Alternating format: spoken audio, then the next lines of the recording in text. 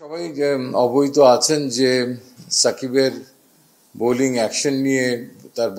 বৈধ bowling action নিয়ে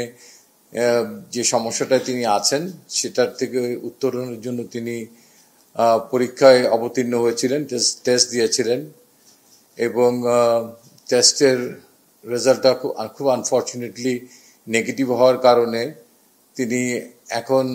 cricket শুধু একজন ব্যাটসম্যান হিসেবেই খেলতে পারবেন। সো সিলেকশন প্রসেসে সাকিব আল হাসানের অবস্থানটা ছিল একজন ব্যাটসম্যান হিসেবেই আমাদের কাছে, এবং আমাদের এই দলে আসলে টিম কম্বিনেশনটা সাজাতে গিয়ে শুধু ব্যাটসম্যান হিসেবে তাকে আমরা এই 15 জনে অ্যাকোমোডেট করতে পারিনি।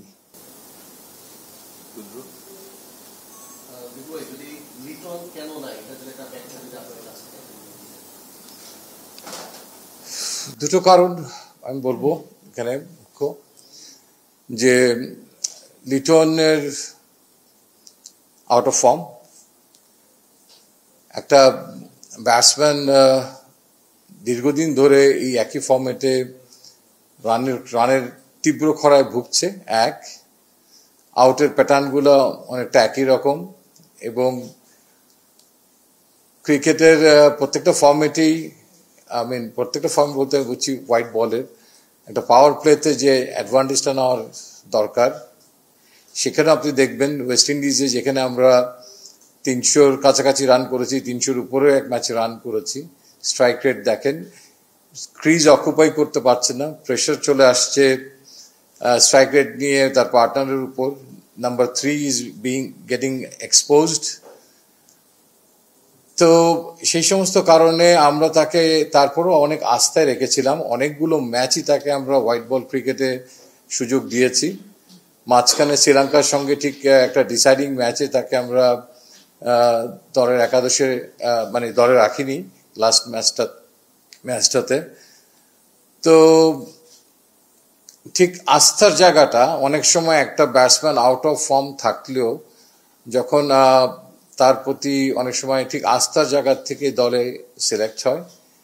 সেই জায়গাটা আমার মনে হয় যে এই মুহূর্তে তিনি সেই অবস্থানে নেই, এক।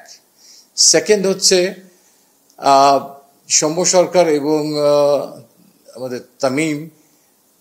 দে are doing well as a pair, so that এখানে দেখা যাচ্ছে যে এই দুজনই সম্ভবত ক্যাপ্টেনের সঙ্গে আমাদের, যেহেতু আপনারা জানেন ইন্টারাকশন হয়, যে তারাই ইনিংসের শুরুটা করতে যাচ্ছেন। সো ইনফ্যাক্ট প্রথম একাদশেও তার জায়গা নেই। তো সেই জায়গায় আমাদের কাছে মনে হয়েছে যে লিটনের ক্লাস নিয়ে কোনো সন্দেহ নেই, তার মেধা নিয়ে কোনো সন্দেহ নেই, তবে ফর্মে মাঝে মাঝে মানুষের যখন